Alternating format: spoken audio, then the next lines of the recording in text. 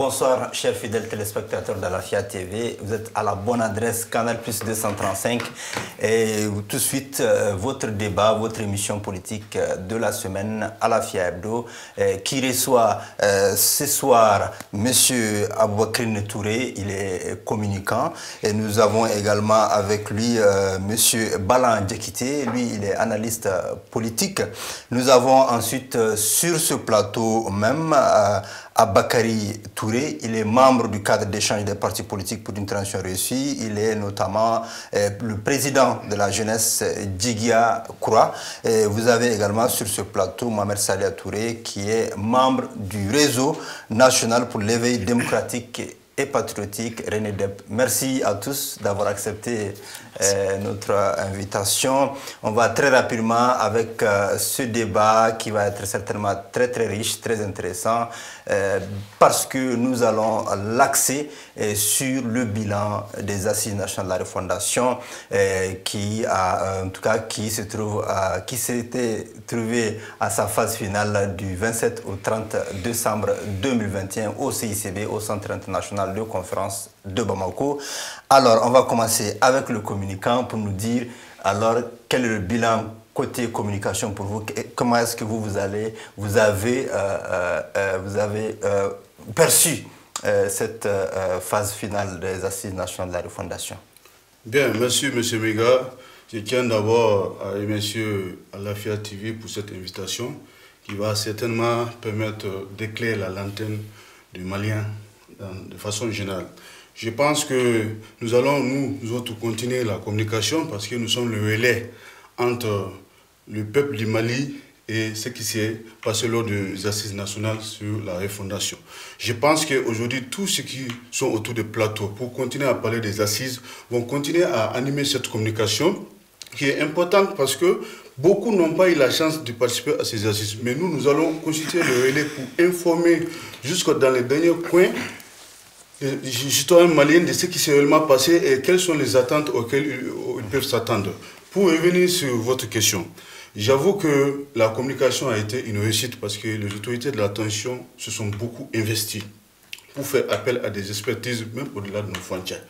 Et cela a contribué à amener une certaine cohésion dans la conduite communicationnelle et cette cohésion a eu de l'impact sur l'objectif recherché, c'est-à-dire mettre chaque Malien au cœur de ces assises nationales pour que chacun de puisse s'en approprier. Ok, très bien, merci beaucoup. Alors, Balan Djekité, votre premier bilan de ces assises, bilan politique surtout. Merci d'abord de l'invitation et merci à tous nos téléspectateurs. Je pense que si on doit analyser effectivement ces assises-là, il faut l'analyser d'abord à partir du contexte, parce que ces assises sont organisées dans un contexte assez particulier. D'abord le contexte national qui est dominé par l'insécurité, par la crise de démocratie, par la faillite de l'État. Ce n'est pas un secret pour personne que depuis 2012, l'État malien est considéré comme un État failli et cet État n'arrive pas justement à exercer ce qui est considéré comme les prérogatives régaliennes de l'État. Donc, compte tenu de cela, il était important que les Maliens se retrouvent, que l'on essaye de donner une orientation à la gouvernance du pays, que l'on essaye également de donner un souffle nouveau à la politique malienne. Donc, je pense que dans ce sens-là, ces assises s'avèrent être un exercice important pour la démocratie malienne. Donc, de ce point de vue, il y a ce contexte national-là qu'il faut prendre en compte. L'autre contexte qui est beaucoup plus lié bien évidemment à l'aspect international, notamment aujourd'hui le bras de fer qui oppose le Mali avec un certain nombre d'acteurs de la communauté internationale, notamment la France, la CEDEAO, l'Union européenne, etc. Il était important pour les autorités de la transition d'organiser effectivement ces assises-là pour se donner une certaine légitimité afin de pouvoir effectivement tenir tête à cette communauté internationale du point de vue de leurs aspirations quant à la conduite de cette transition et quant à la prorogation surtout de cette transition. Donc ils étaient dans une dynamique de recherche de légitimité populaire et ces assises-là leur réconfortent sur ce plan. C'est un résultat positif alors sur le plan politique? Sur le plan politique, oui. Alors on va donc poser cette même question à M. Aboubakary Touré qui est du cadre d'échange des partis politiques pour une transition réussie. Il est le président de la jeunesse de Djigui-Akroua. Alors pour vous, est-ce que aujourd'hui vous regrettez de n'avoir pas participé à ces assises? Absolument pas, parce que notre choix de ne pas participer à ces assises-là relève d'une question de principe. C'est un principe que nous avons, pour lequel nous avons opté dès le départ, et ces principes-là sont fondés effectivement sur un certain nombre d'arguments que nous avons fait prévaloir à l'époque auprès des autorités. Alors, vous avez écouté M. Balan Diakité qui vient de faire un rappel historique depuis 2012 de l'état, en tout cas, de décadence de notre pays, de notre démocratie et même de notre armée depuis une trentaine d'années aujourd'hui. En tout cas, qui a amené à tout ce que nous constatons aujourd'hui, d'abord à la chute du régime démocratique et tout. Mais pour, en tout cas, analyser ces assises-là, il faut faire des observations de forme et de fond. Effectivement, le communicant, il vient de le dire, sur la forme, l'État a mis tous les moyens pour que ces assises-là puissent paraître aux yeux du monde entier et aux yeux de l'ensemble de nos compatriotes comme vraiment une demande forte, une demande populaire, en tout cas de tous les Maliens. L'État a mis les moyens pour cela et je pense que cela a été une réussite. Alors sur le fond, maintenant, sur le fond, il faut se dire quand même que, en tout cas, on pensait qu'ils pouvaient faire mieux en voyant les résolutions qui sont sorties de ces assises-là. On pensait vraiment que ces assises-là allaient faire mieux que le dialogue national inclusif. Pourtant, nous avons quand même appelé les autorités à faire économie de tout cela, parce qu'on ne va pas inventer des choses nouvelles. Tous ceux qui l'ont dit, en fait, ont été dit pendant le dialogue national inclusif. Mieux, le dialogue national inclusif a même sorti un chronogramme de mise en œuvre des résolutions. Malheureusement, nous avons assisté à des assises bâclées, nous avons assisté à des assises non inclusives. Vous avez constaté, tout le monde n'a pas participé. D'abord, la plateforme... Le dialogue non plus n'était pas inclusif. Comment? Le dialogue non plus... Le dialogue n'était pas inclusif, mais vous avez vu le résultat. C'est ce qui a amené à la chute du régime, parce que le dialogue n'était pas inclusif. Tout le monde n'était pas d'accord avec ce qui en était. On voulait faire mieux que ça. On voulait vraiment éviter à ce qu'on organise des assises qui ne vont pas rassembler l'ensemble des Maliens. Vous avez vu, ces assises-là ont été bâclées en 20 jours. Nous avons mis 2 milliards sur la table pour ça. Pour moi, ça a été plutôt un recueil. Pourtant, bon... C'est ce qui a été annoncé. C'est ce qui a été annoncé, mais pour le moment, nous n'avons pas d'autres avis contraires. Pour nous, on part sur cette base-là. Donc, on pensait vraiment qu'on pouvait faire économie de tout ça, permettre à ce peuple meurtri, à ce pays fragilisé, de pouvoir se recentrer sur lui-même et ces ressources-là, surtout que l'État aujourd'hui est en quête quand même de fonds, ces ressources-là pouvaient nous servir à faire autre chose. Mais même quand ils ont accès, ils ont quand même pu faire ces assises-là, on pensait vraiment que de fortes résolutions allaient sortir de ces assises et corriger les erreurs du dialogue national inclusif pour permettre à ce pays d'être développé. On va revenir. Mais quand M. Balan dit que c'est pour c'est pour donner une légitimité populaire aux autorités pour tenir tête à la communauté internationale, je ne pense pas qu'on a besoin aujourd'hui de tenir tête à la communauté internationale. Il s'agit de rentrer dans un processus de compromis avec la communauté internationale, de dialogue, pour que les sanctions, en tout cas l'épée de Damoclès, en tout cas qui est suspendue sur notre tête, ne puissent pas nous tomber dessus d'ici demain. Je vous rappelle que le délai imparti, en tout cas... On va revenir là-dessus parce que ça va être au cœur du débat. Mohamed Salia Touré du RENEDEP, concrètement, vous avez activement participé, le réseau a activement participé à ce processus-là. Comment est-ce que vous l'évaluez?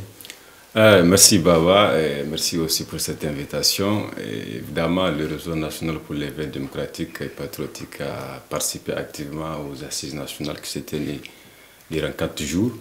Et nous pouvons dire ici que ces assises nationales pour la refondation du Mali étaient plus que jamais nécessaires.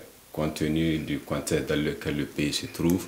Il était nécessaire que les Maliens se retrouvent encore pour échanger, pour poser les jalons d'un nouveau Malikoura dont aujourd'hui tout le monde aspire.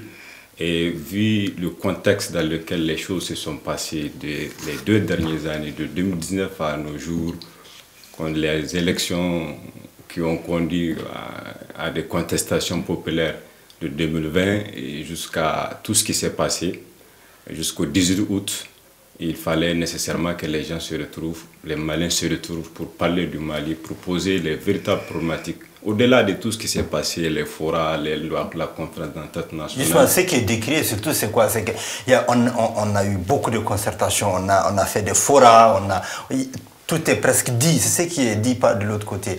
Vous, quelle est la particularité que vous déclinez à travers ces assises nationales? La particularité, c'est qu'aujourd'hui, les Maliens et les autorités de la transition, aujourd'hui, qui ont en charge de conduire cette transition, ont à cœur de mettre le Mali sur une orbite.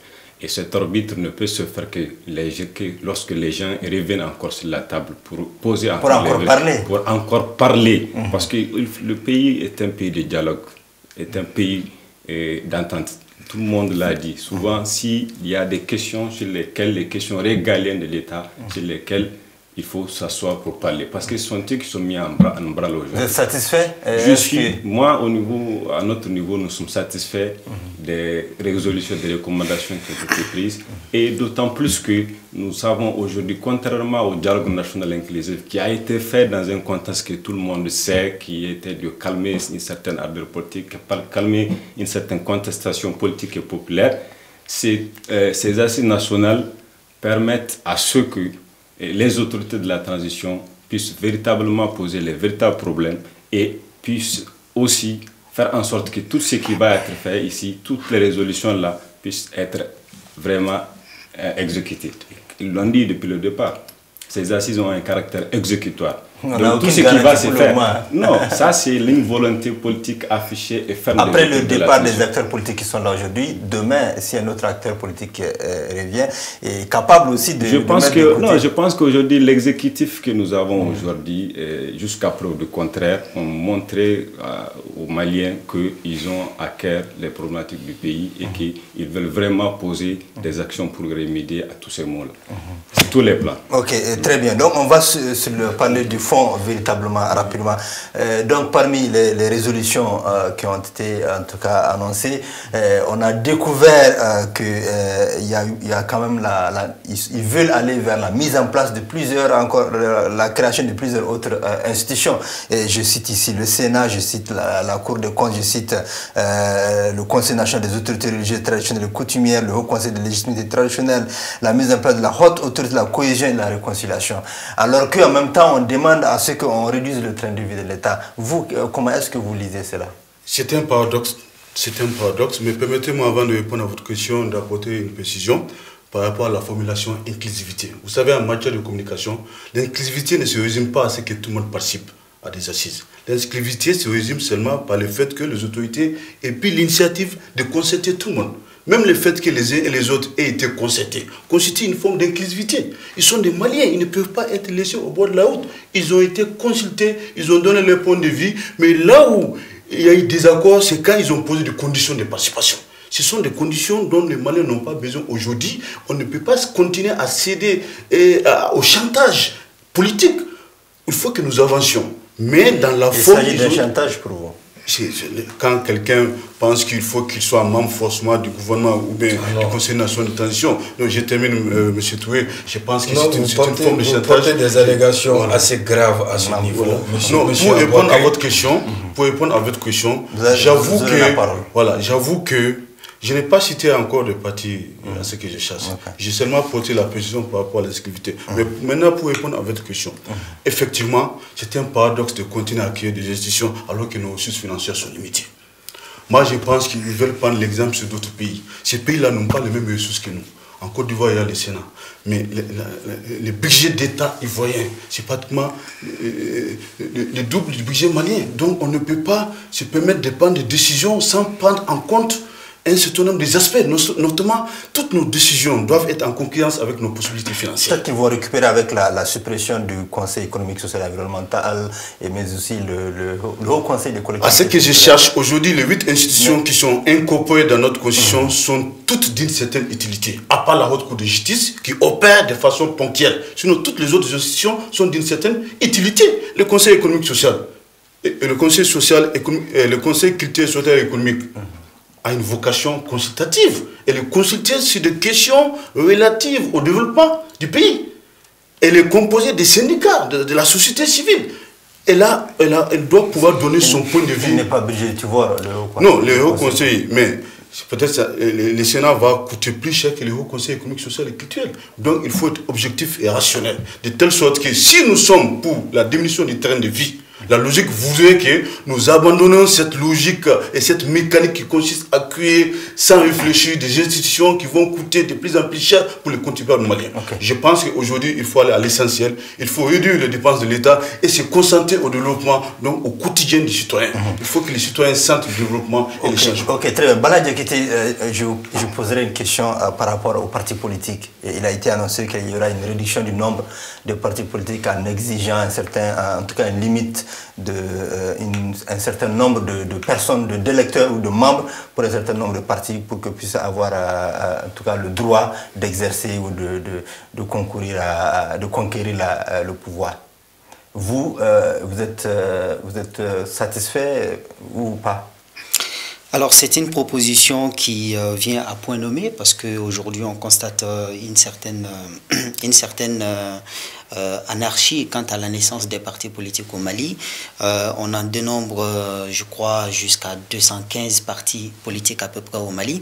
Pour une population de 20 millions de personnes, c'est quand même trop. C'est trop. On se pose même la question sur l'utilité de ces partis politiques-là, parce qu'en réalité, j'ai l'habitude de le dire aux gens au Mali, on n'a pas de parti politique en tant que tel. On n'a pas de parti politique.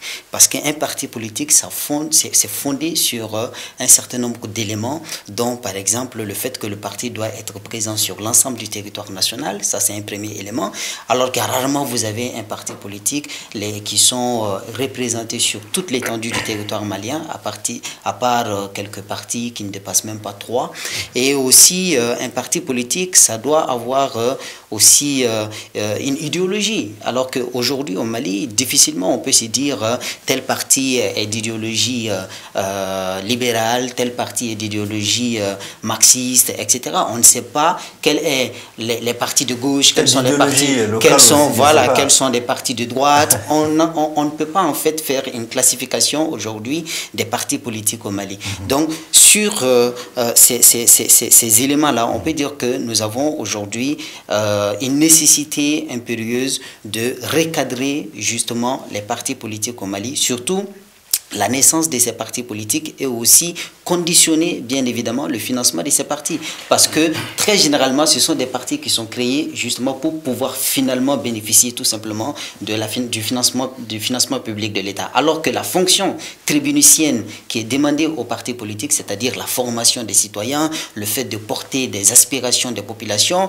ça ce n'est pas tout à fait pris en compte par nos partis politiques. Voilà. De ce point de vue, je trouve que c'est une proposition pertinente et nous avons tout l'intérêt de prendre cela en compte. Mais juste pour préciser deux petites choses, par rapport au montant de l'organisation de ces assises-là, d'après le ministre de la Réconciliation, voilà, de la refondation, il y a 3 jours de cela, il disait sur le RTM, dans le journal télévisé de l'ERTM, que ça a coûté plus précisément 1,4 milliard et non 2 milliards finalement. Et aussi, peut-être que c'est dans un élan de langage. 1,4 milliard. Voilà, 1,4 milliard. Et peut-être que c'est dans un élan de langage que j'ai dit tenir tête à la communauté internationale auquel monsieur Touré a fait référence. Mais je vais dire tout simplement que aujourd'hui, les autorités de la transition, même si l'heure n'est pas effectivement de tenir tête à la communauté internationale, ils avaient quand même besoin aujourd'hui, dans le cadre des négociations qui qui les lie à la communauté internationale, notamment à la CEDEAO, d'avoir un fondement de légitimité populaire. Et ces assises-là leur fournissent cela, justement. Donc ça leur permet effectivement de faire avancer le débat avec les partenaires sur le plan international. Très bien. Aboubakary Touré, on est obligé de vous poser aussi cette question concernant les partis politiques parce que vous êtes membre d'un parti politique ou d'un mouvement politique. Il a été question de financement voilà, de ces partis politiques-là. Il a été également question d'appliquer des restrictions, des conditions restrictives quant à la création des partis politiques. Vous dites quoi? Bon, même si je ne suis pas membre d'un parti politique, ben j'appartiens quand même à un groupement de partis politiques et de mouvements, d'associations et autres.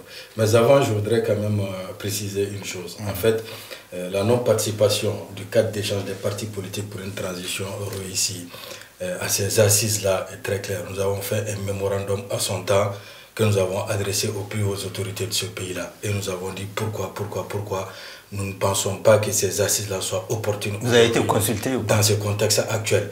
Et suite à cela, suite à ce mémorandum et après plusieurs requêtes, effectivement, nous avons été reçus par les plus hautes autorités de ce pays. Mais malheureusement, nos discussions nous ont pas permis, en tout cas, d'aller de l'avant. Donc, à aucun moment, il y a eu question de chantage ou de poste dans le gouvernement. Nous n'avons jamais demandé cela. Cela n'a jamais été la posture adoptée, en tout cas par le cadre d'échange des partis politiques. Parce que pour nous, ce que nous voyons est plus grand, en tout cas, qu'un gouvernement de transition. Ce n'était pas du tout là, en tout cas, notre préoccupation. Il s'agissait effectivement des préoccupations importantes pour lesquelles nous devons se situer. Mais malheureusement, ni le président de la République, ni son Premier ministre n'ont pas pu accorder leur violon pour aller au fond de leur ultime conviction et permettre à l'ensemble des Maliens de participer à ces assises-là. Nous le déplorons et nous pensons que l'échec est là aujourd'hui pour nous démontrer. Qu'est-ce qui a échoué justement avant de passer au parti? Mais la participation, vous avez vu, même le M5 dont on parle aujourd'hui, c'est pas tout le monde qui a participé. Qu'est-ce qui vous a empêché en fait de participer? Non, je l'ai dit. Non, le niveau de blocage, c'est qu'on avait demandé de dissocier, en tout cas, la tenue de ces assises-là et la date des élections. Malheureusement, nous avons vu, Baran l'a dit, ils avaient besoin d'une légitimité populaire pour permettre de proroger. Et vous avez vu... Son point de vue, hein. Oui, il a donné son... Et c'était ça exactement. Vous avez vu les résolutions des assises qui partent de 6 mois à 5 ans de transition. Maintenant, même là, les assises n'ont pas tranché, n'ont pas précisé. Maintenant, on donne la latitude aux autorités de nous taxer de 2 ans, de 3 ans, de 5 ans de transition. Donc, c'est là où nous avons dit que si on ne cadre pas les choses, c'est-à-dire on ira vers la dérive. Et aujourd'hui, c'est ce qui nous préoccupe, c'est ce qui préoccupe la communauté internationale. Parce que selon nous, au-delà du 27 février, on ne parle plus de transition ou de prolongation. On parlera en ce moment de la confiscation du pouvoir parce que ce n'est pas tout le monde qui est d'accord avec ça. Vous conviendrez avec moi que la charte dont on se glorifie aujourd'hui, qui est sortie des assises nationales du 10, 11, 12 septembre, mais c'est l'ensemble des Maliens qui se sont réunis pour donner ces 18 mois-là à ces autorités de transition. Et mais comment après, 9 mois, une année après, un groupuscule peut se réunir dans une salle à Bamako, vous serez d'accord quand même. Pour dire, d'accord sur quoi? 6 mois. En tout cas, je pense qu'aujourd'hui, nous sommes devant les faits. Nous sommes mis devant les faits. Parce que tout le monde sait que rien n'a été, en fait, de par leur mauvaise volonté politique, rien n'a été organisé pour nous permettre aujourd'hui d'aller à ces élections. Mais si cela devrait se faire, c'est ce que nous avons toujours rappelé aux autorités de la transition, ça devra se faire dans un consensus national. Il faut que tout le monde accepte de dire, parce que c'est l'ensemble des Maliens qui ont accepté de donner les 18 mois. Maintenant, si on veut 6 mois, pourquoi aller faire des assises où on sait que bientôt on va être bloqué? Il fallait plutôt ne pas mettre les charrues avant les bœufs, il fallait plutôt réunir l'ensemble de la classe politique malienne, leur dire la vérité. C'est ça notre problème aujourd'hui. En fait, le problème de nos autorités, pas seulement de cette transition, mais l'ensemble des autorités maliennes, le problème c'est quoi? C'est les dire et les faire. On dit des choses dont on ne réalise pas. Et on va être buté à ces problèmes. Il faut rassembler l'ensemble des peuples maliens, y compris la classe politique, leur dire, leur tenir la vérité, Et voilà pourquoi nous voulons une prolongation. Nous allons faire une évaluation objective. Il faut voir les assises. Ils ont permis une prolongation, mais n'ont pas fait une évaluation objective de la situation. Qu'est-ce qui a été fait? Qu'est-ce qui n'a pas été fait? Qu'est-ce qui nous reste à faire encore? Si on va à des élections, il y a des réformes à faire. Alors, si on va à des élections, je n'ai pas terminé parce que je n'ai pas quand même répondu à la question des partis politiques. Voilà. Donc si on va à des élections, il y a des choses à faire. Rien, même le fichier électoral n'a pas été révisé. Maintenant, je vais très rapidement sur les partis politiques. Il faut quand même reconnaître, comme le président l'a dit, il y a beaucoup de partis politiques aujourd'hui. Mais vous savez, ça aussi, c'est venu à un moment difficile de notre pays. Le multipartisme, là, ça a été un combat. Des gens sont morts pour le multipartisme, pour l'avènement même de la démocratie dans notre pays. Alors si aujourd'hui il y a dérive à ce niveau, je pense quelque part les partis ne jouent pas le rôle, mais l'État aussi ne joue pas le rôle. Nous sommes d'accord qu'il faut moraliser aujourd'hui cette situation. Il faut revoir carrément la charte des partis politiques, parce que les partis aussi ont une mission d'éducation et de sensibilisation, en tout cas des citoyens. Qui sont ces partis-là qui le font aujourd'hui et qui sont ces partis qui ne le font pas? S'il y a des partis qui ne le font pas, il faut les recadrer. Il faut prendre quand même des mesures, des dispositions nous permettant aujourd'hui, je ne dirais pas de minimiser, en tout cas de réduire les partis, parce qu'on a des partis au niveau national, mais on a des partis aussi qui ont vocation à agir sur le plan local. Ça existe dans d'autres pays. Donc il faut faire la part des choses et aller objectivement vers la moralisation. Très bien. Alors, rapidement, Mohamed Touré, sur un point, on peut être d'accord avec lui, les assises nationales de la Fondation n'ont pas pu nous dire précisément la durée de la transition, le délai de la transition n'est pas du tout précisé dans les recommandations et c'est vraiment un problème. Vous dites quoi? Pourquoi est-ce que vous n'avez pas pu sortir avec un délai plus précis? Alors, moi, je pense que la question du délai de la transition a été débattue dans les 4 ateliers. Je rappelle quand même que c'est 1600 participants qui sont venus de toutes les régions du Mali. Et ces 1600 participants, les 4 ateliers ont eu à se prononcer les délais de la transition et en plénière.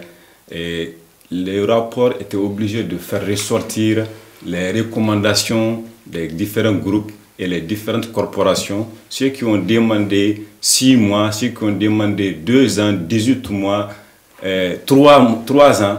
Tout ceci, ils étaient obligés de dire dans le rapport que les avis étaient partagés à ce niveau. Normalement, on devait avoir 4 propositions, Mohamed Salia. Oui. Chaque panel amène une proposition.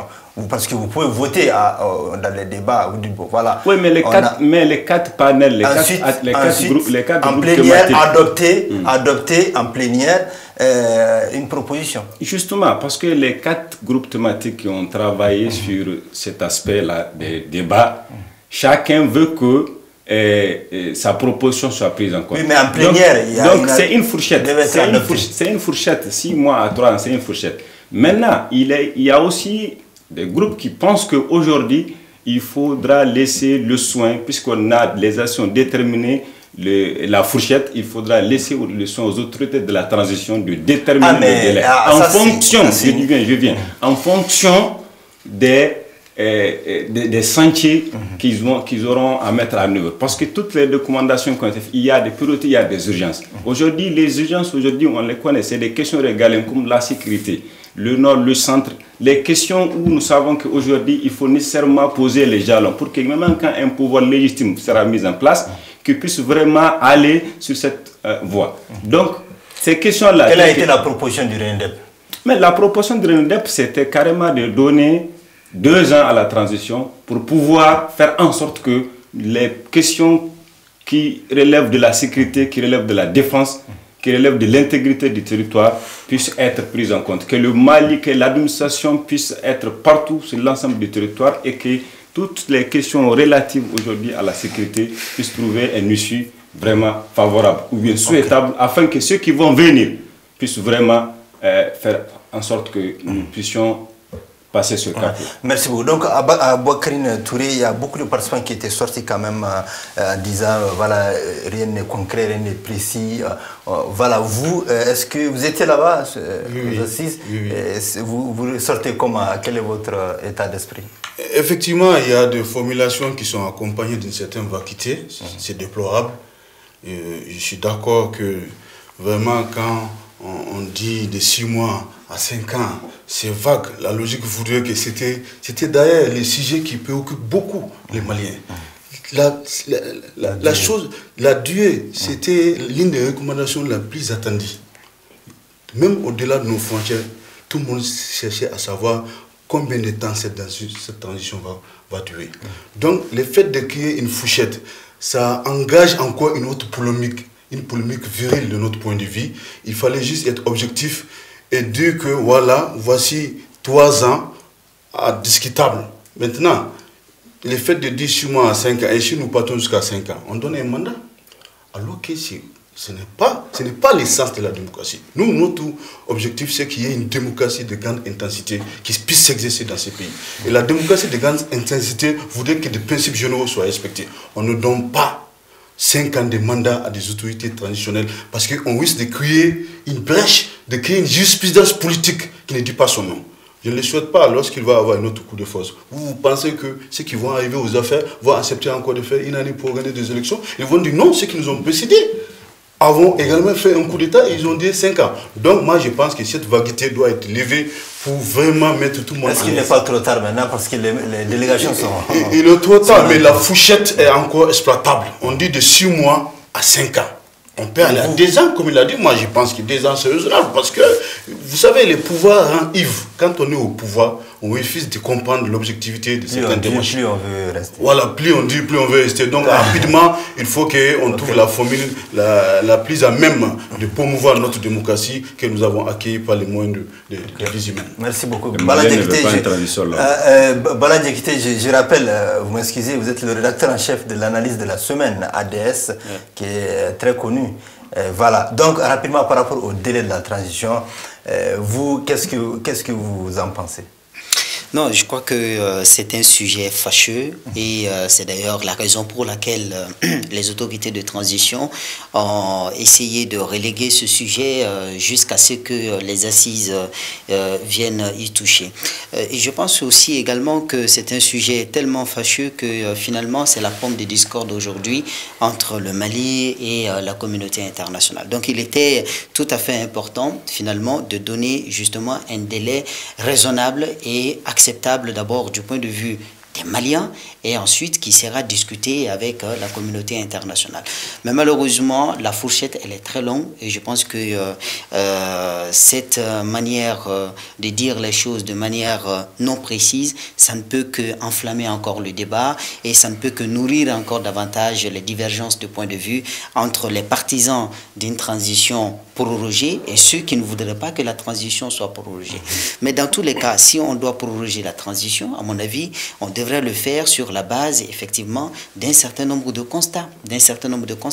C'est-à-dire qu'à partir de là où nous sommes actuellement, qu'est-ce qui a été fait qui nous permet, effectivement, de demander une prorogation de la transition? Ça, c'est quelque chose de... C'est en fait une attitude raisonnable, en fait. On ne vient pas proroger la transition tout simplement parce que ça nous plaît de proroger. Il faudrait qu'il y ait des raisons valables qui peuvent être soutenues tant à l'interne qu'au plan international. Malheureusement, on n'a pas constaté cela et je trouve que si la transition doit aller jusqu'à 5 ans, c'est vraiment dangereux. C'est dangereux d'abord pour nos libertés individuelles et collectives. Vous aurez remarqué que depuis que les militaires sont au pouvoir, quand même... les arrestations, ça a connu quand même une certaine... voilà. Donc, il y a aussi une restriction des libertés quant à la liberté d'expression, parfois. Donc, plus la transition est longue, plus c'est dangereux pour les libertés individuelles et collectives. Et donc, je pense qu'à ce niveau, surtout que dans les recommandations, peut-être que vous n'avez pas prêté attention, ils ont proposé la militarisation de la police. Oui, Oh, quand j'ai vu ça, ça m'a fait peur. Je me dis, ceux qui ont proposé ça, est-ce qu'ils ont mesuré la portée de cette proposition? La militarisation de la police. Non, mais pour intervenir en cas de besoin. Non, mais c'est parce qu'ils n'ont pas vécu sous un régime militaire. Ils n'ont pas vécu sous un régime autoritaire. On ne peut pas proposer ça au Mali. Dans un pays comme les États-Unis, on peut proposer la militarisation de la police. D'ailleurs, la police est militarisée chez eux parce que les citoyens ont la possibilité de porter des armes. Chez nous, ce n'est pas légal de porter des armes en tant que citoyen. Et d'autant plus que nous avons autant de déboires avec nos policiers déjà dans la rue et dans tous les aspects de la vie sociale. Vous voulez encore les militariser, leur donner encore une légitimité d'usage de la violence sans pour autant se questionner sur la formation de ces militaires, sur la formation de ces policiers, sur l'état de moralité de ces policiers.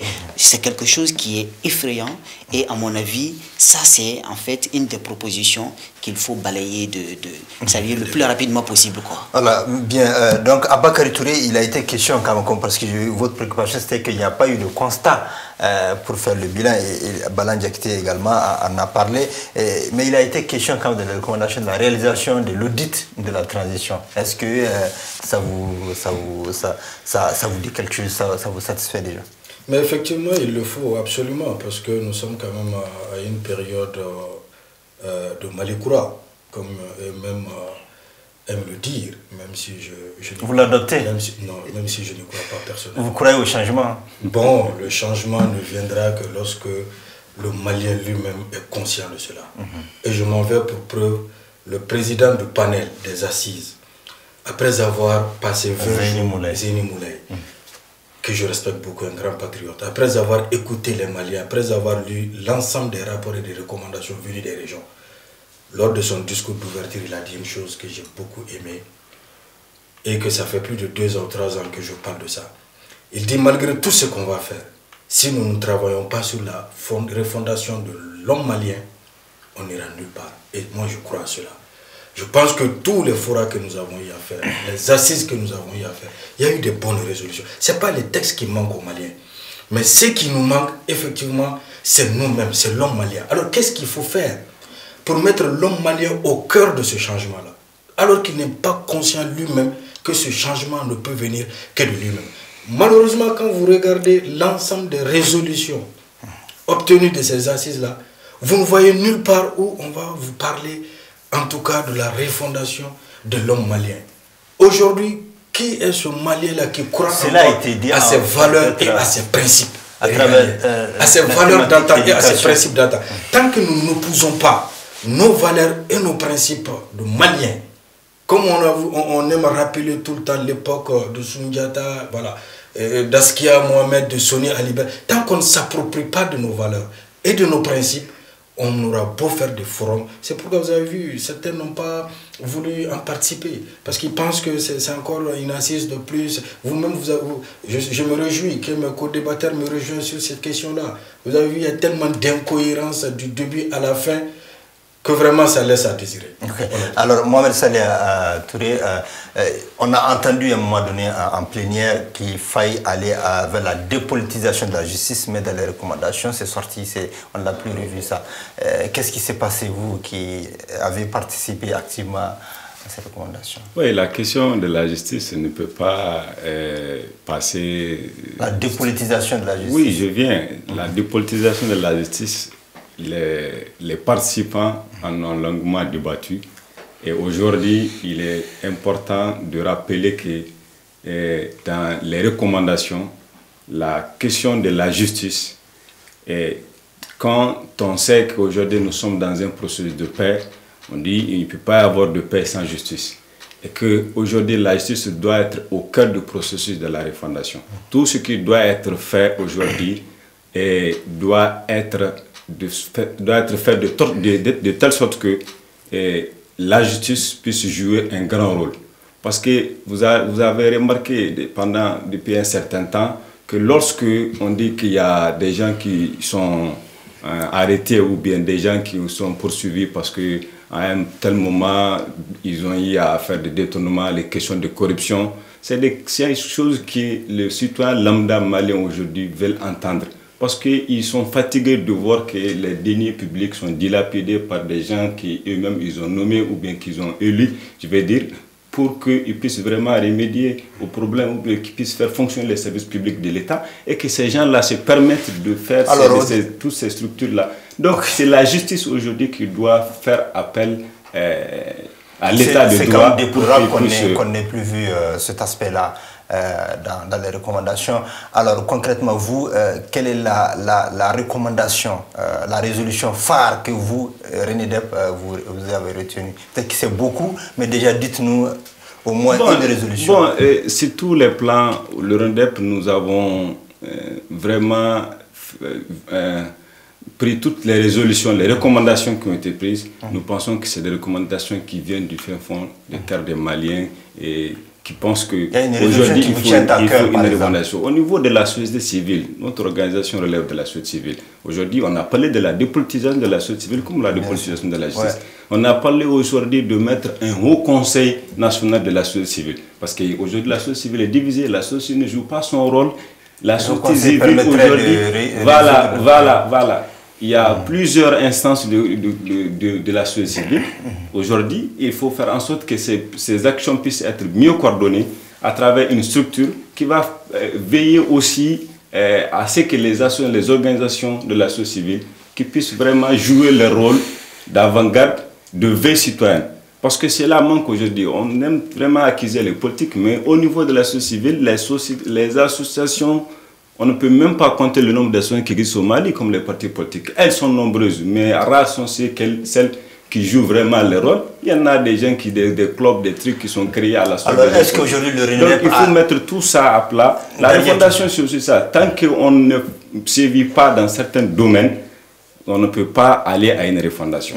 Donc, alors, est-ce que le RENDEP a espoir que voilà, cette fois-ci c'est la bonne, parce qu'il y a eu beaucoup de fois comme je le dis. Je peux t'assurer que jusqu'à preuve du contraire, nous pensons que les indices que nous voyons, nous pouvons croire que si ces gens-là sont soutenus, si ces gens-là sont accompagnés, ils peuvent changer ce pays-là, ils peuvent poser les jalons d'une refondation. Parce que nous voyons aujourd'hui ce qui se passe. Nous voyons que tous les jours que Dieu fait à travers les autorités de la transition, des actions sont en train d'être posées. Même ces 2 jours, sur le plan de la sécurité, on entend beaucoup de choses. Ça, c'est quand même des choses qui apaisent. On va y venir tout de suite. Voilà. Donc, pour te dire que voilà, nous sommes vraiment d'accord, nous pensons que ces gens-là méritent d'être accompagnés pour que nous puissions sortir de Aboukrin Touré, vous avez espoir que ces recommandations seront cette fois-ci mises en œuvre? Oui, bien sûr, vous savez, il est important de préciser quand même que les assises nationales de la Fondation, c'est parfaitement la résurrection assistée du dialogue national inclusif.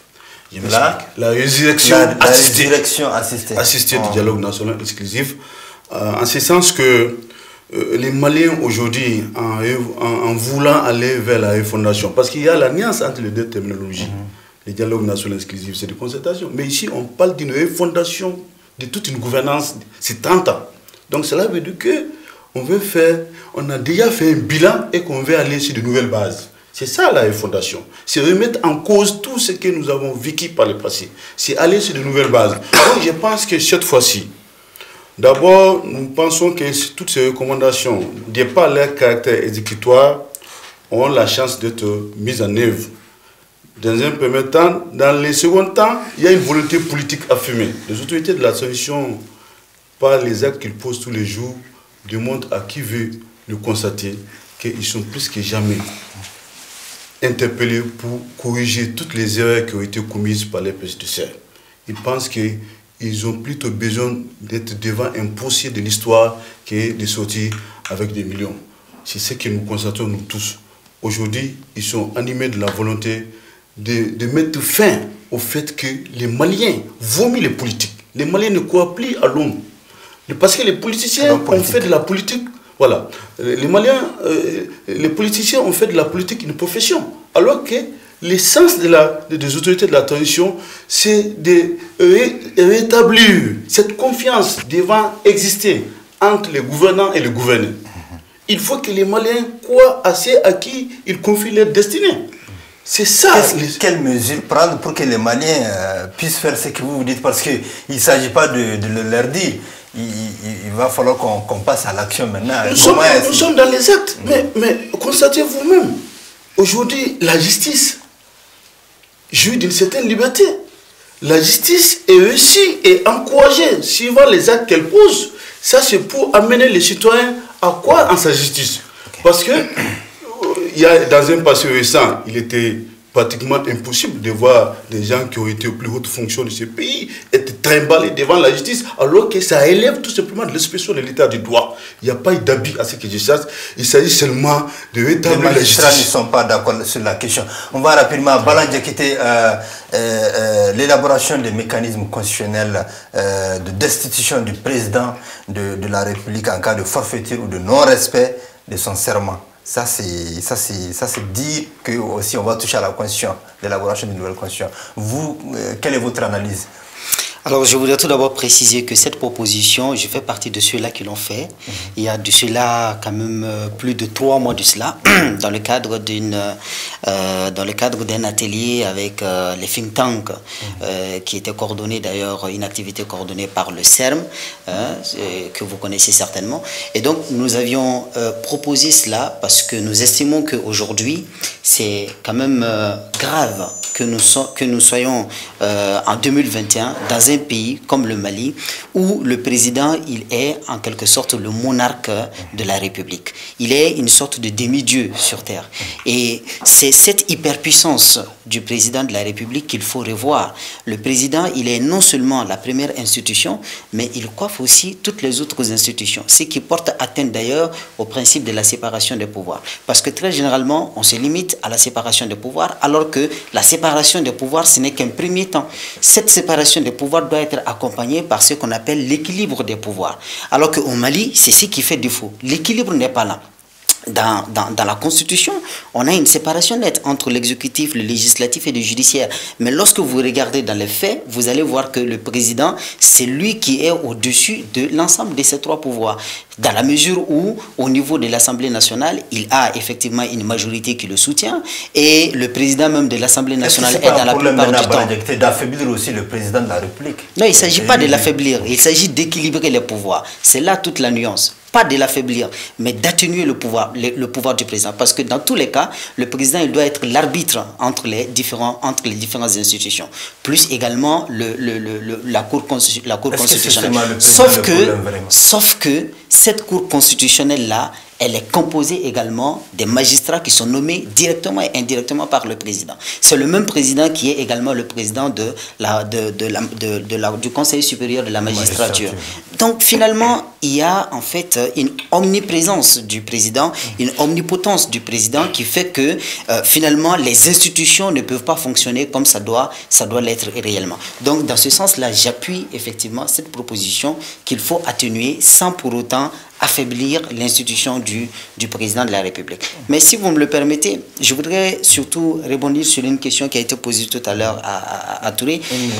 Une minute, voilà. C'est que si on m'avait posé la question de savoir quelle est justement la recommandation qui m'a paru la plus pertinente, c'est justement le fait de proposer qu'il y ait la construction des universités dans toutes les régions du Mali. Ça, c'est vraiment une proposition pertinente. Les délégations de la région de Gao qui sont arrivées, par exemple, on dit depuis des années, l'université de Gao a été annoncée, c'était une mesure, ça a été... Mais l'effectivité pose problème. Mais parce qu'il ne s'agit pas d'annoncer, ça a été annoncé pour cette... Non, mais il faut aller vers ça. Il faut aller vers ça, parce que tout ce qu'ils ont dit là, c'est là où je ne suis pas tout à fait d'accord avec M. Touré. Quand il propose la refondation de l'homme malien, mais c'est trop subjectif ça. Il faut qu'on sorte de cela. Quand on dit Mali Koura, je ne suis pas d'accord avec ce concept. Qu'est-ce qu'on met dans ce concept Mali Koura, ça veut dire quoi? Ça ne veut rien dire en réalité. Quand on veut refonder l'homme malien, il faut faire de l'éducation une priorité. La France est devenue la France, pas parce qu'ils se sont levés un jour pour dire on va refonder l'homme français. Les États-Unis n'ont pas fait comme ça, la Chine n'a pas fait comme ça. Ils ont fait de l'éducation une priorité. Alors qu'aujourd'hui, ce qui est laissé pour compte, c'est que... prise en compte des valeurs, de nos valeurs traditionnelles. Non, mais écoutez, l'histoire n'avance pas en reculant. Hein. On ne peut pas vivre comme le temps de Soundiata Keïta, c'est pas possible. Aujourd'hui, il faut faire face à la réalité. La réalité, ça nous plaît pas, mais faisons face à la réalité. C'est notre objectivité objectivité vis-à-vis de la réalité actuelle qui va nous permettre d'aller au-delà, qui va nous permettre d'aller de l'avant. Parce que nous sommes aujourd'hui dans un monde mondialisé. L'économie mondiale est là. Les pays africains qui sont dans la plupart du temps des pays dépendants des puissances, nous sommes emballés dans cette dynamique-là. On ne peut pas faire fi à tout cela et proposer de retourner en arrière. L'histoire ne recule pas, l'histoire n'avance pas en reculant. Ce n'est pas possible. Merci beaucoup Bala Diakité, on a très bien compris. Cette fois on va évoquer la question sécuritaire en donnant donc la parole à Bakary Touré rapidement sur la question sécuritaire. Comme vous le savez, l'argument des autorités de la transition a toujours été que voilà, l'insécurité est le grand problème qui est posé quant à l'organisation sur l'ensemble du territoire national des élections. Oui, effectivement, ça c'est l'argument très avancé par les plus hautes autorités depuis un moment, sauf que quand nous écoutons les organisateurs effectivement des assises, le président, je reviens encore, le président du panel Zéni Moulay a annoncé effectivement que ces assises-là ont été organisées partout sur le territoire malien et que sur 726 ou 40... 95% de réalisation. 95% pour être plus précis, qu'il y a 95% de réussite, en tout cas de réalisation de ces assises-là. Ce qui prouve effectivement qu'il y a la sécurité. Et que les autorités... Non, comme les gens se retrouvent, c'est ce que les autorités avancent. L'explication qui est donnée, c'est pour permettre aux téléspectateurs aussi d'entendre la proposition de l'explication, l'argument avancé par les autorités. C'est quoi? C'est que les assises, les gens se retrouvent dans un seul endroit. Par exemple, il y a des délégations qui viennent. Ce n'est pas tout le monde qui part voter. Si vous prenez la commune je sais pas, de 100, ce n'est pas tous les électeurs de 100 qui partent, qui sortent, mais plutôt des représentants des différentes forces vives de la commune qui se retrouvent dans un seul endroit, donc on peut sécuriser. C'est ce qui a avancé comme argument. Effectivement, cela est très bien compris. Je ne suis pas en contradiction effectivement avec ce que vous venez de dire et ce que moi je vais avancer tout à l'heure. C'est vrai que c'est dans un lieu très bien connu que les délégués en tout cas vont venir s'exprimer, mais vous conviendrez avec moi que ce n'est pas un minimum de plus de 100 personnes. Que ce soit au niveau local, au niveau régional et puis au niveau national. Donc ça veut dire qu'on a eu les moyens, on a les moyens aujourd'hui de sécuriser un lieu qui permet aux Maliens de s'exprimer plus de 100 personnes également. Alors nous disons, si effectivement les autorités ont pu mettre tous les moyens sécuritaires en place pour permettre la tenue de ces assises-là partout, sauf à Kidal et Meneka pour des raisons de non-inclusivité que je vous ai rappelé, nous nous sommes dit effectivement que rien ne manque à ces autorités aujourd'hui de prendre toutes les mesures nécessaires pour nous permettre d'aller aux élections à la date indiquée. Mais nous savons que telle n'est pas leur vocation, telle n'est pas la vocation aujourd'hui des autorités.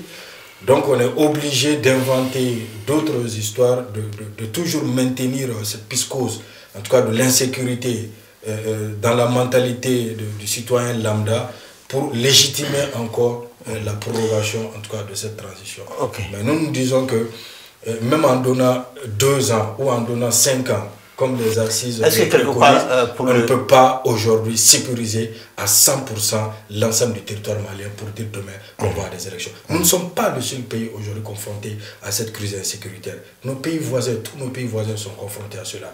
Que ce soit le Niger, que ce soit le Burkina Faso, que ce soit... Vous attendez quoi de ces assises-là par rapport à la sécurité que vous n'avez pas vue dans les résolutions, dans les recommandations? Non, en fait, je pense que dans les recommandations, ils ont parlé, Bala l'a dit, de la militarisation. Je ne vais pas revenir sur ça parce que ce n'est pas ça qui va régler le problème insécuritaire aujourd'hui. Nous avons un problème multiforme, nous avons un problème terroriste aujourd'hui. Donc nous pensons qu'il faut regarder ce problème-là vraiment avec beaucoup plus d'intelligence. Malgré les avions que nous avons acquis, on pensait que ces avions allaient être la solution. Malgré qu'on a 4 ou 5 avions, je ne sais pas combien encore qu'on a, l'insécurité augmente dans toutes les zones. Il n'y a pas que 4 3 peut-être avec l'arrivée probable des forces russes ou paramilitaires russes. Bon, l'autre problème aussi se situe à ça. Est-ce que ces forces sont là ou pas? En tout cas, il y a une forte contradiction entre les autorités maliennes et la communauté internationale. Le gouvernement a même fait un communiqué récemment pour démentir encore la présence de ces forces, mais il reconnaît en tout cas la présence des instructeurs russes pour former et peut-être apprendre à nos forces armées c'est vraiment c'est ça tout le problème, quoi. Il faut que l'État malien s'assume et dire clairement, c'est-à-dire sa trajectoire, là où il veut aller. Si réellement on pense que c'est Wagner qui est la solution, qu'on sorte de ce faux filet-là, qu'on dise la vérité. Non, surtout qu'à un moment où on veut tenir tête à la communauté internationale. Ils ont été clairs, il faut le dire. Non, ils n'ont pas été clairs. En tout cas, bon, ils ont été clairs parce que le communiqué a clairement dit que c'est des rumeurs. Wagner n'est pas au Mali. Que Wagner n'est pas au Mali. Même si de l'autre côté, on affirme le contraire. Maintenant, qui dit vrai, qui ne le dit pas. Alors, Mohamed Saleh, tout rapidement, par rapport, on s'attendait quand même à une question intéressante qui est, par exemple, la négociation avec Koufa et Yada Gali qui n'a pas du tout été évoquée. Le dialogue national inclusif est allé plus loin, vous l'avez compris, qui a proposé cela. Et pourquoi est-ce que le RND, par exemple, n'a pas proposé cela? Bon, ou bien vous avez d'autres solutions? Vous savez, voilà, nous avons participé il y a beaucoup de gens qui ont fait des recommandations. Et peut-être que cette question, je ne sais pas, mais ça ne peut pas ne pas faire l'objet d'un débat. Dans la mesure que depuis des années, la question de la négociation avec Iyad et Koufa, que nous pensons être des Maliens qui se sont à un moment donné mis dans une logique d'application de la charia, qui ont parti à un moment donné contracter avec des gens de je ne sais d'où pour venir imposer la terreur sur leur population. Nous pensons que s'il y a des mécanismes aujourd'hui qui nous permettent d'aller vers ces gens-là, parler avec eux afin qu'ils puissent revenir dans le giron national pour la cohésion sociale, pour la paix du Mali, je pense que les recommandations doivent être faites dans ce sens-là. Et peut-être que ça a fait. Maintenant, par rapport à la question de la sécurité de façon globale, ces assises, il faut le reconnaître, ceux qui n'ont pas participé, quelque part, je pense, à mon humble avis, qu'ils doivent regretter tout simplement. Parce que quand, à un stade aussi crucial de la vie de la République, dans une transition, après tout ce que nous avons passé, on fait appel à des gens pour venir discuter. Et pour des questions de personnes, c'est Choguel, il est clivant, on ne peut pas gérer avec lui, on ne peut pas partager le pouvoir. Non, moi je pense qu'il faut se mettre dans une logique de transition, de réussite de cette transition et non des autorités. Et ces autorités, quand même, ils ont quand même affiché leur volonté de faire en sorte qu'ils puissent trouver des voies et moyens pour poser les jalons des Malikoura. Et c'est là. Est-ce que c'est Choguel le problème, Mohamed Saleh? Choguel, pour moi, Choguel n'est pas le problème.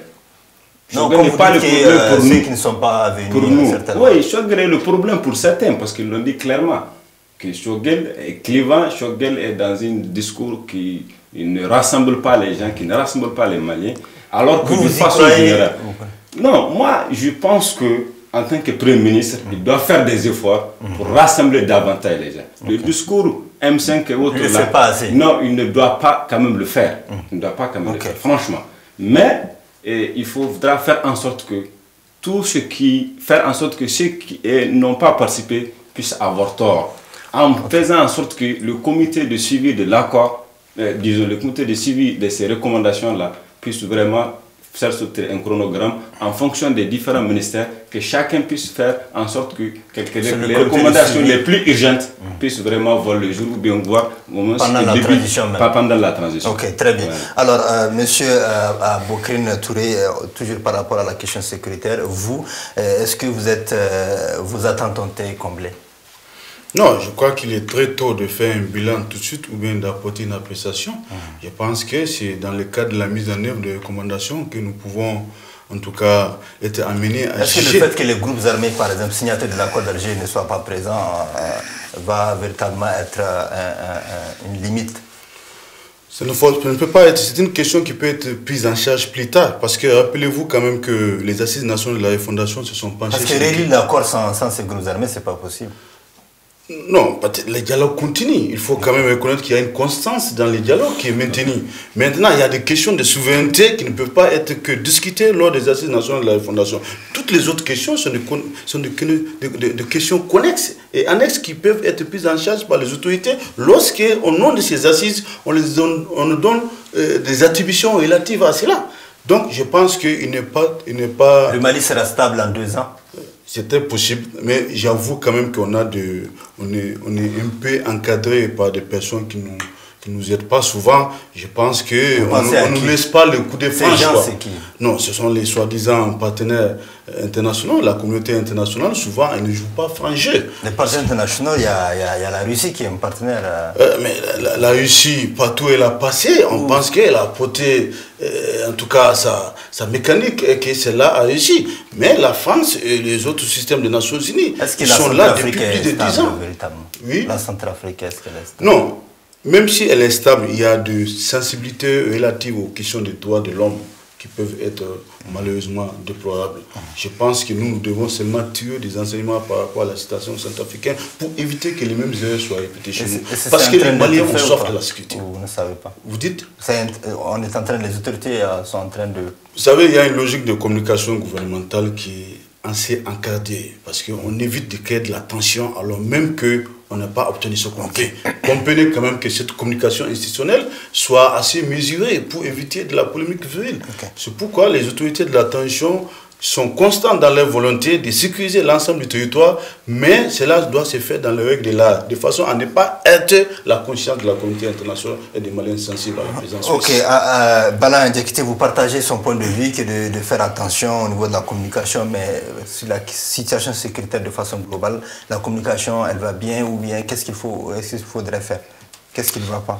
Non, bon, je ne suis pas tellement spécialiste de la communication en tant que tel, mais à mon avis, c'est que quand on fait le lien avec la sécurité, c'est qu'on ne communique pas bien assez. On ne communique pas bien assez. Vous vous souvenez effectivement de cette photo qui a fait le tour des toiles, lorsque Assimi Goïta, en armée, comment dire, en tenue militaire, était assis voilà, dans le cas de Farabougou, mais on a vu par la suite que la photo n'a pas pu donner bien évidemment les résultats escomptés par la suite. Et la gestion des Farabougou est toujours problématique. Hein? On a vu par la suite que cette question était problématique. Donc il y a une communication qui, à mon avis, quand même, ne colle pas tout à fait avec la réalité. Et il y a des efforts à faire à ce niveau. Maintenant, quant à la sécurité de façon globale, à mon avis, il faut cesser de prendre la sécurité comme le tout militaire, comme on a toujours l'habitude de le faire.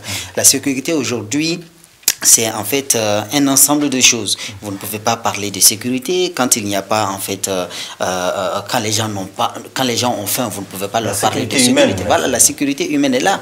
Il faut regarder effectivement l'autosuffisance alimentaire. Tout ça, c'est des problématiques qui sont là. Tant que les gens auront du mal à se nourrir, ils ne peuvent pas parler de sécurité.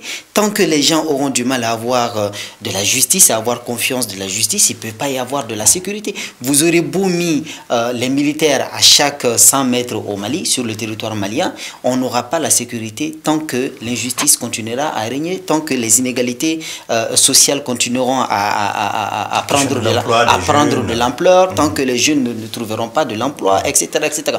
Donc tout ceci rentre dans un cadre global de gouvernance qui doit être piloté, qui doit être conduit de manière concomitante pour que l'ensemble de ces différents aspects puissent être pris en compte. Et c'est l'agrégation de tout ça qui va nous permettre d'avoir un climat de paix sécurisé au Mali. On va rapidement parler de l'éducation, de la question éducative, notamment de l'officialisation et de l'introduction des langues national dans l'enseignement. Il a été proposé de choisir la langue bambara comme langue officielle. Il y a d'autres qui ont dit non. En fait, dans chaque région ou dans chaque réalité géographique locale, qu'on utilise la langue locale. Vous, à Bakary Touré, qu'est-ce que vous proposez? Bon, c'est vrai que cette question elle est problématique. Hein. Elle est problématique depuis qu'elle a été annoncée. Même quand vous regardez sur la toile, sur les réseaux sociaux, chacun y va de son commentaire, ceux qui sont contents, ceux qui sont pour ou contre. Donc je pense qu'à ce stade-là, il faut éviter en tout cas de mettre des sujets qui vont de plus en plus diviser les Maliens. C'est vrai qu'aujourd'hui, quelle est la langue la plus parlée en dehors du français aujourd'hui? Même si c'est le bambara, Je ne pense pas qu'au nord, tout le monde en parle. Je pense qu'il faut laisser la latitude, en tout cas à chaque communauté, en tout cas de s'instruire dans sa langue, de la comprendre. Et je pense que ça se passe aujourd'hui à l'école, en tout cas au niveau... Oui, la pédagogie convergente qui n'a pas véritablement marché. Peut-être qu'il faut revoir toutes ces politiques-là et aller de l'avant. Mais le problème est que pourquoi ces politiques-là aussi ne marchent pas? Parce que c'est ça aussi le véritable problème de notre État. Parce que c'est les autres qui financent nos politiques. C'est les autres qui mettent de l'argent pour ce que nous voulons faire. Alors quand le projet, parce que c'est des projets, quand le projet vient à terme, le partenaire, lui, se retire, il attend que l'État continue de financer ces actions-là. Mais quand l'État ne trouve pas de bon œil ces projets, l'État ne finance pas. Donc je pense que nous devons nous adapter nous-mêmes à notre système et à notre mode de fonctionnement, avoir notre budget, ce que notre budget peut supporter et aller dans ces projets-là. Il ne s'agit pas de créer un projet aujourd'hui, demain un autre projet, et puis quelques années après, on se retrouve. Ok, Mohamed Salia Touré, par rapport à... Oui, mais avant de répondre à la question, je voulais quand même rebondir sur ce que Bala a dit par rapport à la sécurité. Aujourd'hui, il est important de faire en sorte que l'accord aujourd'hui, la sécurité du Mali est quelque part aussi liée à la volonté des parties signataires de l'accord d'Alger à se donner la main pour sortir de cette impasse-là. La mise en œuvre pose problème. Elle a été... Vous déplorez leur absence. Voilà, on déplore leur absence. Aujourd'hui, ils ne doivent pas être à côté, à l'écart de cette transition, de cette refondation. Les assises, ils doivent participer. Mais malheureusement, dans un communiqué, je ne sais pas, du CSP, le cadre stratégique permanent, qui, je vais le rappeler ici, n'est pas du tout aujourd'hui, à mon humble avis, de bonne foi. Parce que imaginez quelque chose, un conseil stratégique, comment on appelle, un cadre stratégique de sécurité, un cadre stratégique permanent qui a été mis en place par les différents groupes armés, quelques groupes armés du Nord, qui aujourd'hui disent avoir déclaré que ce cadre stratégique est créé ici à Bamako un 6 avril. Ça porte quand même... parce que 6 avril, tout le monde sait, 6 avril, c'est la date de la proclamation de l'indépendance de l'Azouad sur les chaînes françaises. Et aussi à Kidal. Et on vient créer un 6 avril, un cadre stratégique permanent. Les gens, les Maliens n'ont pas compris cela. Donc, ce qui veut dire que, quelque part, s'ils veulent faire en sorte que, comme on dit dans les autres, c'est de conjuguer leurs efforts afin qu'ils puissent sécuriser les populations, sécuriser les biens, tout ça là. Mais ça doit se faire en concertation avec les autorités. Mais la sécurité, c'est pas qu'au nord. Voilà, c'est pas qu'au nord. Maintenant, les efforts déployés au nord à travers la conjugaison de ces différents groupes armés et l'État, de relire, parce qu'il a été dit clairement dans les recommandations, relire l'accord d'Alger, publier l'additif de l'accord d'Alger et accélérer sa mise en œuvre. Donc la mise en œuvre, l'accélération de la mise en œuvre, voilà, l'accélération de la mise en œuvre doit être conditionnée à la volonté des signataires de revenir sur la table pour réaliser cet accord conformément à la volonté du peuple. Et publier son narratif. Maintenant, par rapport à la question de langue, ça a été dit. Moi, je crois aujourd'hui qu'au Mali, dans cette transition, on ne peut pas tout faire de la transition. Il y a des priorités, il y a des urgences. La question de langue, aujourd'hui, n'est pas une urgence. L'urgence, aujourd'hui, c'est les questions régaliennes. Maintenant, une fois on aura des autorités légitimes, tout ça là, un pouvoir démocratique, on aura fait des choses. Maintenant, les experts vont venir travailler sur cette question-là. Il y a des experts en langue. Et je rappelle aussi que en matière de langue, la Première République, Modibo Keïta, a fait beaucoup de choses. C'est un fervent défenseur de ces choses-là. Maintenant, c'est après, voilà, ce que nous avons connu, le régime militaire, tout ça là, qui a fait, et puis le régime démocratique. Mais quelque chose a été fait. Dans ce sens. Merci beaucoup. Juste réveiller les choses et mettre ça. Par rapport à la question. Moi, par rapport aux questions à la question relative aux langues nationales, vous savez d'abord la pédagogie convergente dont il s'agit de façon classique, c'est l'introduction concomitante des langues nationales avec le français. C'est très important, à des niveaux différents. En première année, ça peut être 100% de langue nationale. Deuxième année, 75%. Troisième année, 50%, ainsi de suite. Donc c'est à partir de la sixième année que les Français vont avoir une parité et la langue nationale va avoir l'autre parité. C'est ça la définition classique de la pédagogie convergente dont il est question. Ce que je déplore dans cette histoire, c'est que c'est une recommandation qui est encadrée par une certaine passion des participants au dialogue national, je veux dire aux assises nationales sur la refondation. C'est une recommandation passionnelle en ce sens qu'on n'a pas mesuré nos moyens. On n'a même pas fait les bilans à mi-parcours de où est-ce que la pédagogie convergente qui a fait intégrer les langues vernaculaires de chacune des régions, où est-ce qu'elle se trouve? Quel est le bilan qui nous tourne de cette première pédagogie? Il y a eu des moyens conséquents qui ont été investis dans la formation des personnes enseignantes. Est-ce qu'on a fait le bilan de tout ça là avant de prendre une autre orientation qui consiste à dire que cette fois-ci ça c'est les Bamana en tant que langue nationale? Je pense que si nous avons du respect pour les contribuables maliens, c'est aussi d'avoir le souci de savoir où est-ce que nous mettons son argent. Parce qu'on ne peut pas, sur la base d'une passion, lorsque nous sommes réunis en plénière, prendre une décision sans au préalable faire appel à une certaine expertise. La pédagogie convergente, là, il est établi par des experts internationaux en matière de pédagogie, en matière de psychologie, que pour développer un pays, il faut forcément prendre en compte ces langues nationales. Mais est-ce que nous nous sommes donné ces moyens?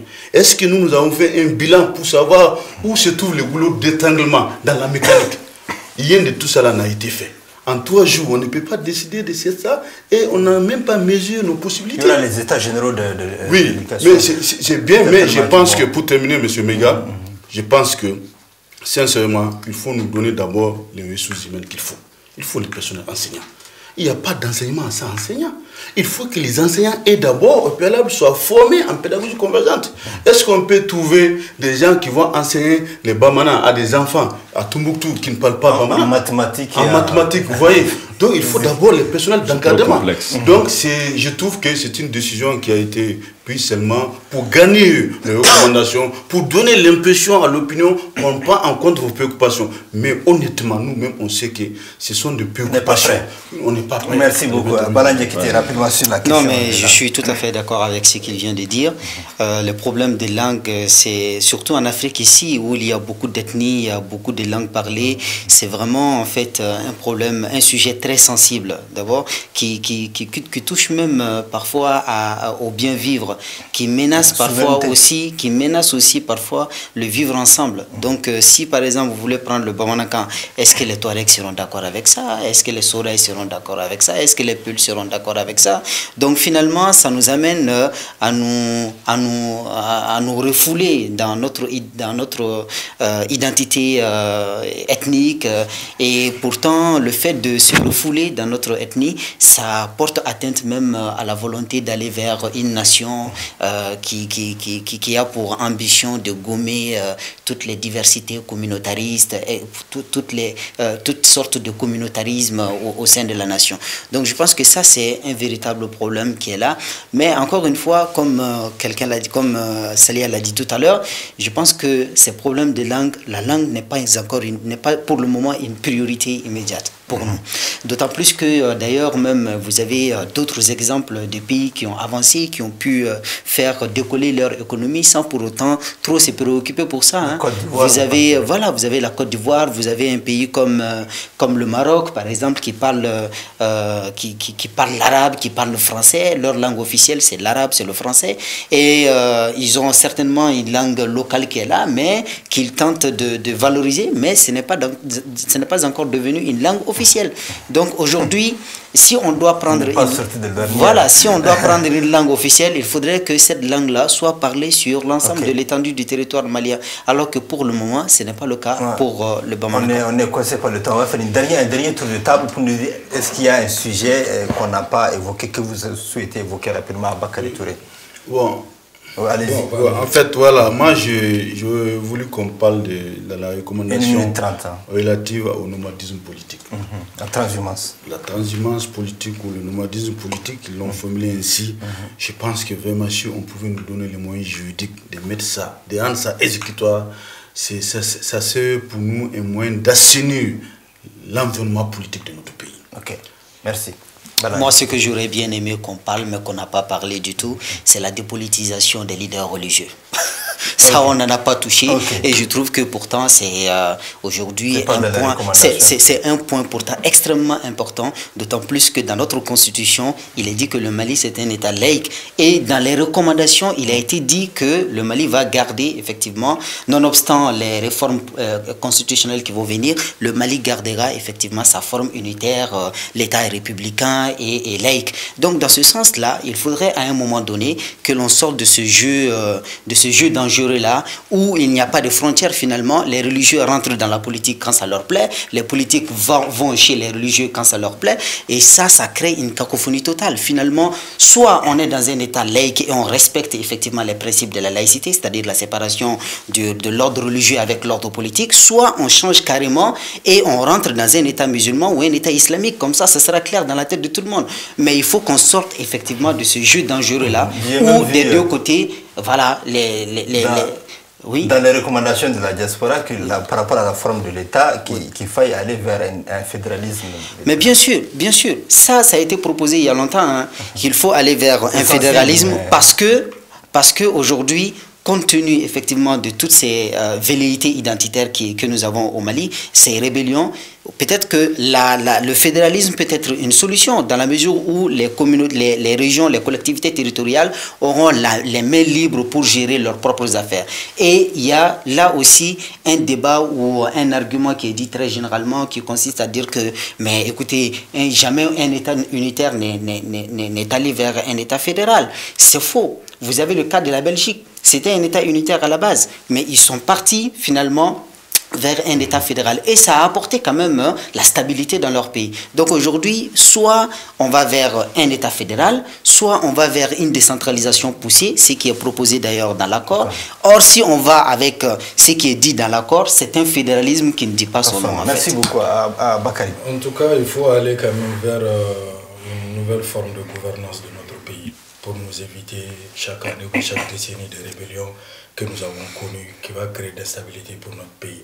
En tout cas, le sujet dont on n'a pas parlé, que je voulais qu'on en parle, c'est vraiment, comme vous le savez, la date butoir qui est donnée par la CEDEAO au Mali, c'est aujourd'hui, le 31 décembre. Et par voie de presse, nous avons appris quand même que le ministre Abdoulaye Diop et le président du panel seront au Ghana aujourd'hui même 31, pour essayer de convaincre encore les chefs d'État à travers le président, en tout cas du Ghana, et le président en exercice de la CEDEAO, pour effectivement présenter les résolutions des assises et montrer la bonne volonté de nos autorités, en tout cas à donner un chronogramme clair. Même si la CEDEAO parle du 31 décembre et nos autorités parlent du 31 janvier, ça veut dire qu'il y a un gap qui est là, en tout cas qu'il faut négocier pour réduire les angles, quoi. En tout cas, nous osons espérer qu'à partir de demain, 1er janvier, que nous ne serons pas sanctionnés par la faute de nos autorités. Ça, c'est mon vœu, mon vœu de 2020. Ok, Mohamed Salia. Très bien. Moi, je pense que ce que j'aurais aimé quand même voir dans les recommandations, au-delà de la rélecture et la publication de l'additif et aussi l'accélération de l'accord d'Alger, préalablement à ces deux, je pense qu'on avait émis le fait, au nom d'une coalition des organisations sédentaires du Nord, Songo Chara Boto dont j'ai fait partie, on aurait souhaité quand même l'abrogation de la relecture d'une loi, la loi numéro 2019-041 portant création, organisation, fonctionnement et modalité de la zone de développement des régions Nord. Parce que nous pensons qu'au-delà de l'accord, cette zone de développement, non seulement la loi a été promulguée, un décret d'application et un arrêté du ministre de la Réconciliation portant nomination des membres. Et nous avons décrit en son temps, nous avons fait une conférence, nous avons dit qu'il faut vraiment un équilibre. On ne peut pas mettre une zone de développement des régions du Nord et écarter principalement les personnes qui sont démographiquement majoritaires. Vous prenez cette zone, cette loi, les 26 personnes qui constituent cette loi, les 20 sont des Arabo-Touaregs. Et c'est là, nous avons dit à l'époque que nous devons prendre en compte les autres sensibilités pour une question d'équilibre. Ce n'est pas parce que les gens sont contre X ou Y, mais pour des questions d'équilibre, de stabilité, de cohésion sociale entre les communautés. Il y a certaines décisions, quand il faut les prendre, il faut beaucoup réfléchir. Et pour terminer aussi, je vais dire, Tout ceci peut être possible, mais il faut vraiment les hommes qu'il faut. 20 secondes. Pour dire que, je rappelle que Michael Off, un célèbre best-seller américain, qui dit ceci: les temps difficiles créent des gens forts. Les gens forts créent des temps faciles. Les temps faciles créent des gens faibles et les gens faibles créent des temps difficiles. Pour dire que nous sommes dans cette oscillation-là. Aujourd'hui, c'est des questions de temps faciles, c'est des questions de gens forts, de temps faibles et de gens faibles. Okay. Donc, il nous faut forcément des hommes forts, des gens forts qui vont avoir le courage politique de poser des actions qui vont nous faire sortir de ce trou. Mohamed Salia Touré, donc je rappelle que vous êtes membre du réseau national pour l'éveil démocratique et patriotique. Merci beaucoup d'avoir accepté notre invitation. Merci Baba, merci. Nous avons également reçu sur ce plateau Abakari Touré, qui est le président de la jeunesse de Djigui Akura, membre du cadre d'échange des partis politiques pour une transition réussie. Merci beaucoup. Merci à vous, M. Maïga. Voilà, nous avons également reçu sur ce plateau M. Aboubacar Touré, vous êtes communicant, merci beaucoup. Merci, Joseph. Et nous avons enfin reçu sur ce plateau Balan Diakité, vous êtes analyste politique et rédacteur en chef de l'analyse de la semaine. Merci. Voilà, merci à tous d'avoir accepté l'invitation de Alafia TV. C'est ce qui me fait à ce débat politique hebdomadaire de Alafia TV. À très bientôt sur Alafia TV, Canal+ 235.